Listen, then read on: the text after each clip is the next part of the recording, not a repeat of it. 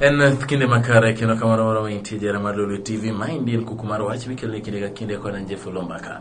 Sanieri wadhi nyime kod weche wa mag twak koni kod kocha to molewo ne oganda guyo kuma bende dwani mondo chung ne oganda mondo telnegi e weche mag telo ne opogore weche mag telo ema bende warango kod weche guyo mag dongruok ni to bende ginyalo wuotho kamoro achiel. An kod wenda bro mi thuolo mondo mi oswenyiso nyinge kaunti ma kai to bro nyime kod twak machalo kama India Rocky Studio. Moso ganda maneno Lulu TV. Amoso uduto nyokueuru. Ginyinga iluonga ni Makolambo, agodo Mioro. Mioro is in Migori County, Nyateke Sub-County. Makolambo dwaro MCA ma Mioro Ward. Makolambo. Mano nyinga chielo kuso nyinga Makolambo. En nyinga ariyo. Nyinga ariyo. Kuto riwe. Oko riwe. En Mark Denolambo. O Makolambo. Pero kama nya Mark iwacho ni iwuoke kaunti ma Migori. Nyisa ni Migori dhi nade? Migori dhi maber. Koth nyido. Kendo dhano moko puro kuom sechegi. Tang'o matimore Migori weche mag dongruok nyalo wacho ni chalo nade e gwenge ma kuno? So far dongruok pod wan e chien to gavana osetemo matin monyalo to the level manonyalo achieve sechegi machalo kod magi. So far we are hoping for the best, but dongruok wa pod ni piny ahinya. Kidhi e various wards like kuma Mioro. Yes. Dongruok ni piny kabisa. Nikech dhano pod ni piny, biashara rach, weche mag somo pod ni piny, to ng'ama nyalo uplift gi onge. Yeah. Koro ward ni mok dhi maber. Generally wards tere ok anyalo wacho nikech ward ma manyalo wuoyo ahinya. But king'iyo percentage nikech kata sani health centers onge yeah. Ikidhi health facilities onge medicine is adequate for the patients. Koro chuno ji ni ng'iewo yath oko. To bende seche moko yath miuso ni oko set gin mana yedhe ma bende mag sirikal. Yeah. Koro seche moko ji okawa twa e samo winjore ne jomo winjore bende. Yeah. Mano Migori. Nyisa ni Migori ng'eni un okiew kod un machiegni gi boda. Manyiso ni un machiegni kod oganda ma bende wuok e piny mar Tanzania. Weche mag ohala inyalo wacho ni chalo nade Migori nikech ang'eyo ni un gi johala ma bende moko wuok e piny mar Tanzania kabiro Migori koni. Moko bende wuok Migori kadhi Tanzania. Ohala ok rach e kindo gi jo Tanzania motiyo godo. Nikech Mioro thothne nyadi mang'eny osebedo ga kipidho gi jo Tanganyika. Tipidho in this manner. Gipuro to Mioro mapure chon. To gibiro gi uso cham gi go koni. Yes. Kendo gikelo yien gi maka and all that. Iyudo okinyi punde gikelo. To gimarach mamako chunya nikech nitiere east part of Mioro gimbe gi practice the same ka gikelo custom. Nikech kidhi e dho nam onge jogo pur. Jonam gin gi lupa. Koro chiemo from the mainland kadhi koni. Tiyudo ni seche moko ka ng'ato gi custom duty kanyo kanjo osejuogo okawo taxation mage kendo jo revenue bende kawo jo ginene ilo ka joka custom duty bende biro chak ng'ado kendo moko koro ibedo overtaxed makata ka iwaro yen Tanzania kata in gi nyamakani moro kata in gi nyaodungi moro iyudo ka koro ohala malong'o miyudo onge but tudruok e kinde jo Tanganyika mwa boda. Yes. Omo boda korwa onge chandruok moro amora wanyalo access Tanzania. Inyalo dhi Shirati ka kidwaro jo boda nyalo dhi. To seche moko gin gi chandruok matindo kanyo but iloso within the borders. Yeah. Rita kwe mar boda chalo nade Migori nikech nitiere weche mag tungni masenjo koni kod kocha ka gin oganda ma jo Migori to gi jomo kiwe boda. Samoro nitiere weche mag tungni koni kod kocha ma inyalo wacho nade. Kuom arita kwe kumarach ahinya mwanyalo wacho mabende osebedo on the press several times and Migingo. Yes. Nikech ngene Mioro border Migingo. Migingo is a sub-location in Mioro ward. Koro kae marach moloyo. To Tanzania kako relate kodgi okrach. Wa relate kodgi maber. Migingo jolupo isando kono nyochi winjo kata jo IBC. Kanyo chatimo voter registration. No gik mo magi nyaka BVR kits. Magi chief manodhi teteagi. Mondo ngewe about Steve bende kendo joge chako lokore go kendo nyaka police. Koro wapenjore koro ka police migoyo kuma raia nitie. Koro raia to omiyo serikal maduong' onego bed ni ng'iyo wachni e yo makende ahinya nikech jolupo ing'eni Meru the only economic activity ma wan godo en fishing. To koro ka jogi odhi nam lupo to Migingo is in Kenya to ema iyudo ka jo Uganda go dak manyaka jeshi gine kacha to wato kata gi jok moro sani no seket yore makare kendo jarita kuma piny Kenya kaachiel kod Tanzania giduto girito chula mar Migingo kendo ji duto lupo koso mano pokena otimo.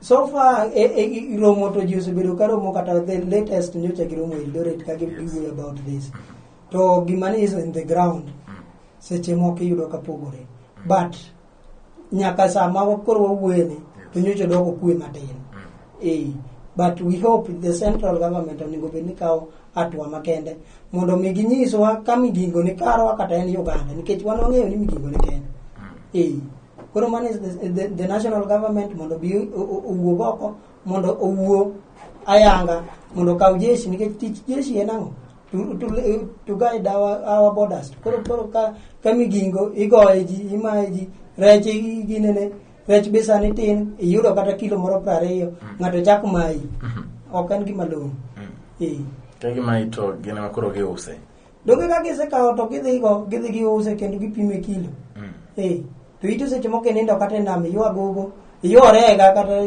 seche moko ndalo adek mondo yud kilo 20 koro gima de tin ma diduogo ne nyithindo to mai gi joma hati ma jo Uganda ok en gima long'o kata matin.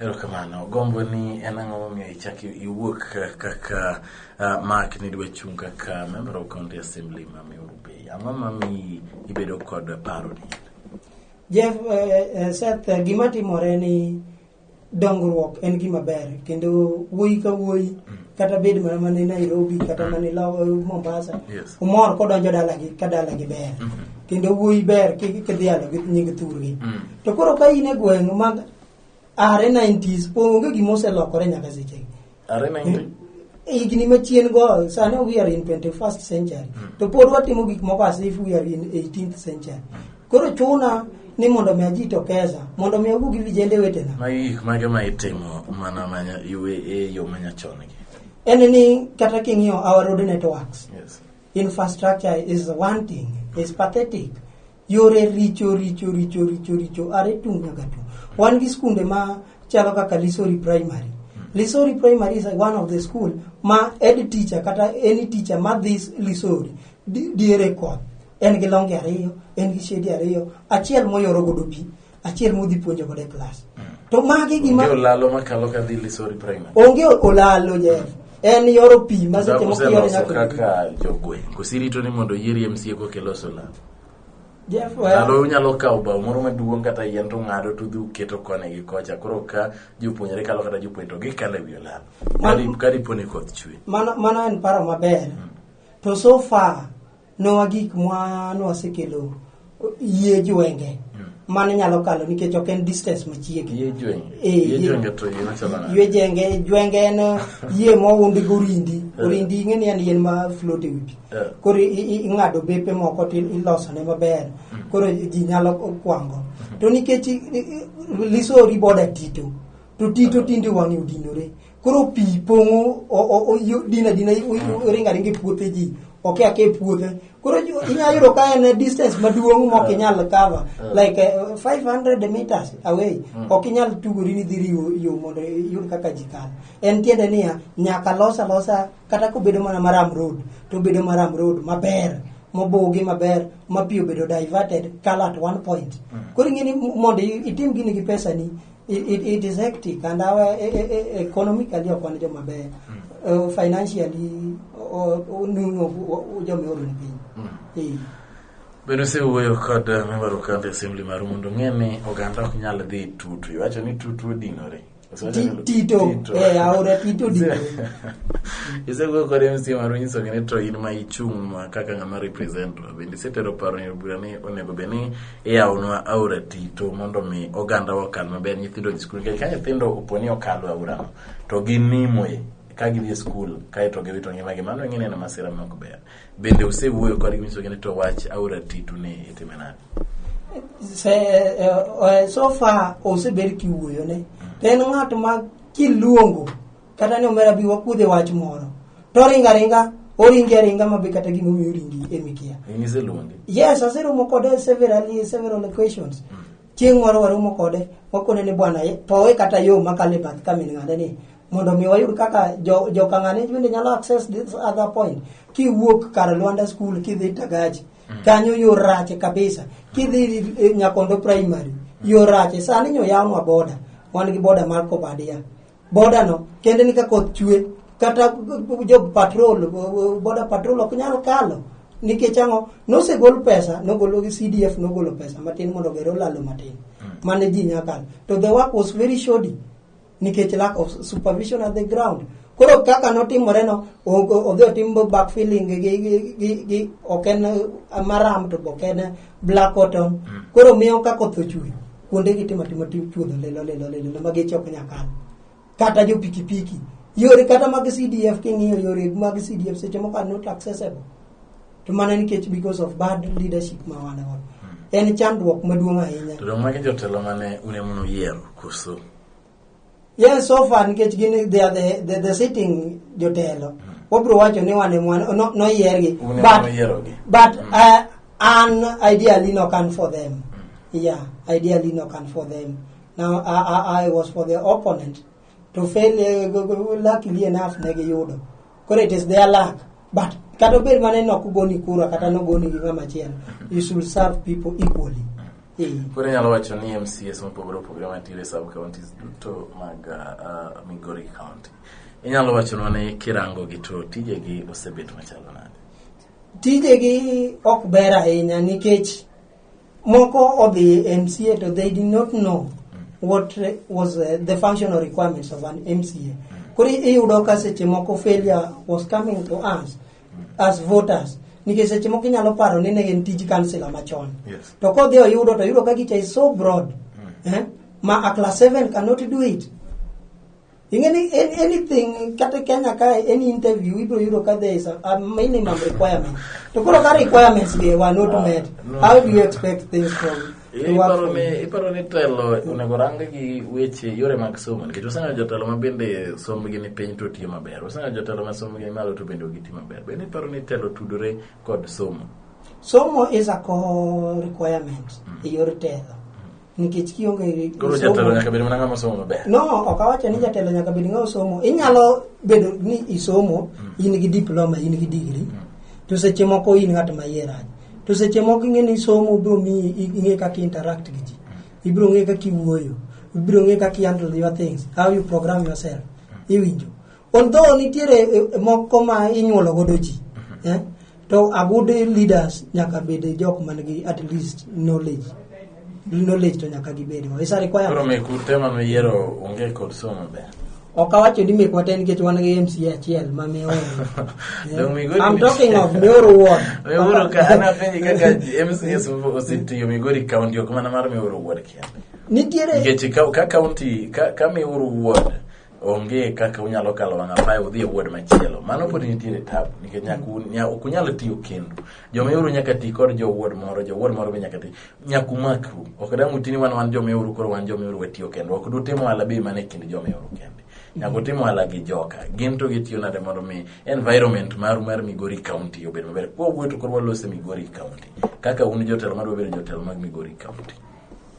Tudruok interwards ok anyalo wacho ni other wards bende joge gi ofel nikech pok abedo gi interest on their wards. But kidhi kaka Lero Ward waboda ka Lero Ward gi bencho ibro yuro kaka Lero Ward in yudo kata ka nderni opaye yo mowinjore skunde bedo renovated, health center kata ma olasi ng'ato nyalo wuok kata winjo madhi olasi nikech winjo wan gi dispensary. To dispensary onge sama nyalo dhi kata yudo yadh malaria. Koro seche chuno jogi ni mondo dhi olasi kuma ginyalo dhi yude better services. Kibiro got Kachola seche moko waringo dhi Matoso. Got Kachola is Matoso is in Got Kachola. Seche moko wadhi ka nikech is a private wanyalo yudo good service. Meru onge yedhi. aya thunge tin kabisa tin. Because what I can't make it to me or I don't want to discredit Gikma Yoga setting. My intention and I married where it was married. Yes, but Jogi Bondori attend Bondori ka to get Gima upon Noago Kaka Jomeoro. One chin kabisa nikech Bondori was a youthful person. To kata jo youth not yogi jo boda boda kata jo boda boda emo ko recognize ingeni kaka sani holiday jo youth nyakilo organize ne kata tournament kata kuma idhi rome kod gi kon gi kata ne organize ne banquet moro ikon gi how school was in encourage ngato ikon ni bwana life this is what entails in life to iniwe awaji ibolo ge bola inina no gi kanyo what you can say nini se loso pesa. It is one thing. Omeya chuna ni kanga matino adwa ema koro nyaka kaolo emo mi ajito pesa mondo mi kaber to walo change the game. In komi thuolo mondo mi ibed jatelo kata MC mara Miuru Bay kaka Mark. Ginango gini midwa timo ne oganda ma Miuru Bay. Weche adek madito midwa timo negi dakika adek. Mokwongo Miuru dwaro pi. Although waboda now but the east part of Miuru. Yes. Onge pi. Ma sani chieng' rieny Miuru kabisa. Onge pi. Number 2, a school mawan godo skunde mawan godo ma Miuru gi. Skunde gi also the basic things like library, laboratory. Wanyalo ng'iyo kaka wanyalo solicit some funds. Mondo mi at least kata ko wanyalo timo gite. At least a good number. Mondo be go. Gionge go. Like Anna Somorabo secondary. Rabo secondary se chimano antiere rabo is a school mana chakore chon. To rabo bit berbere and some step. School de mo chakore ka Kanyakondo winjo kumoni senye onge library ka atola onge library school. Onge laboratory. Koro nyithindo gi kata kunde magitime practical songe. Mara riyo koro penj ma dhi nyime ne gitimo ka practicals gitimo kure. Dogi kuri organize doing mana chemicals still also one of the classes to be a laboratory to jitima tema pin.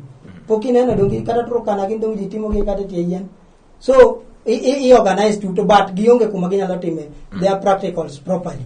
Mara dek economical growth mar Miuru obedo bank anchored on fishing. To our beaches all of them are not accessible. Not accessible at all. Kendeni yore are so pathetic. Makata investors manyalo kelo geche gimondo owarech onge. Ngamang risk kumagari oknya donje kai ang puro ginene mar gari springs kai maintenance cost di malo. Koro magi are one of the things manyaka wangi kendo nyaka ensure ne watimo to the fullest. Marariyo jo youth ingeni due to kata ber mana ni wanege unemployment crisis in Kenya but wanyalo ngiyo kaka wanyalo konyo our youth wanege seaport Miuru ma meli mana Mwanza ne biro to go Miuru kai proceed to Kisumu. Seaport is no longer operational. Ni akia gimano timore but gimangeyo nyaka sadi ni okoti. En ni ang'o manyaka tim mondo mi seaport ni oti nikech ko yawe to wabiro romo kaka watimo business we trade gi jo Tanzania ingen tie jo Tanzania mawero kata easily they can go with their goods to Miuru Bay then keto gi meli de Mwanza the same time wanyalo yudo goods from Mwanza to Miuru kai jo youth bro yudo kaka gi engage themselves yor biashara wanyalo loso ne kata small societies kata kaka ginyalo yudo some donations where we can lend them some money ineno kata uweso fund youth fund o gik mo fail koro wanyalo ngiyo kaka waloso within the locality mondo mechanism mondo our youth oyud kaka nyalo gin mara riyo gima dwa wacho kadwa medo matin Miuru is a product of footballers to so far nyaka samine no win football room for Miuru nikechango jadula mage mosiwuok wan gi jok machalo kaka Obembi wan gi jok nitie jadula mang'eny Obembi ni gochone kata Gor Mahia kai later akegi manodogo timore no ringo dhi Tanzania kai train wan gi Polycarp Akunja gi ne wan gi moko amwalo kocha ging'eny ok anyal luongo nyigi gi te nikech time but gima wanya timo wanyalo loso negi tournament wanyalo ng'iewo negi kata at least a pub a field mag nyithindo nyalo play mar ariyo wanyalo organize kata library social hall something like a social hall ma nyithindo nyalo yudo free wifi during holiday nyithindo man university nyalo dhi kanyo to timo their research kata ka in gi nya iPad ni moro inyalo dhi kanyo gi nya iPad ni titimo godo research ka in gi nya laptop ni moro kata iPhone ni moro inyalo temo godo. Erokamano Mark, awinji maber. Kamago e paro main godo ne Jomiuru Bei mawuok e kaunti ma Migori. Gin duto giwinjo paro machalo kamano mawuok kuomi kaka Mark in rawera ma bende agero ne ka diponi giyieri to ibro rango weche mag dongruok ne oganda mawuok Migori Bei. Kabisa rango dongruok ok wadoge chien. Dongruok ok doge. Biro chuno wa nikech king'iyo an ng'a pod tin. Nyaka wugi college ma ika mara auchia tango madang kite siasa nikech gweng wadhi piny yes jokali wanyalo timo every now and again oyud kaka wanyalo chimo to ka gweng urach obro bedo mana marach koda wabed medo bedo gweng marach nikech nonyuolo gweng marach no it is our time jo youth nyaka owuog oko mondo mi wane kaka wagolo bondori kae warwak makolambo madhi tiyo ne jopiny gadieri agoni erokamano duong' ahinya Makolambo kuom chopo e studio ka bende miyo weche achiel ariyo adek matimore e kaunti ma Migori ma bende ukiewo kod oganda mawuok Tanzania. Wan kaka Lulu TV wakone maber Mark kendo ka diponi oganda ma Migori waneno ni in e jatelo ma gidwaro mano ero to koro ni e lwetgi gine ma gibiro yiero jatelo ma gidwaro mondo otinegi kaka member of county assembly. Kata kamano ero wakone maber gima duong' en ni ka diponi yieri to ikel weche mag dongruok e gwengeu mag Migori. Erokamano Erokamano kuom chopo e Lulu TV ka wuok irwa Jeff Lombaka kuku mar wacho rit masana.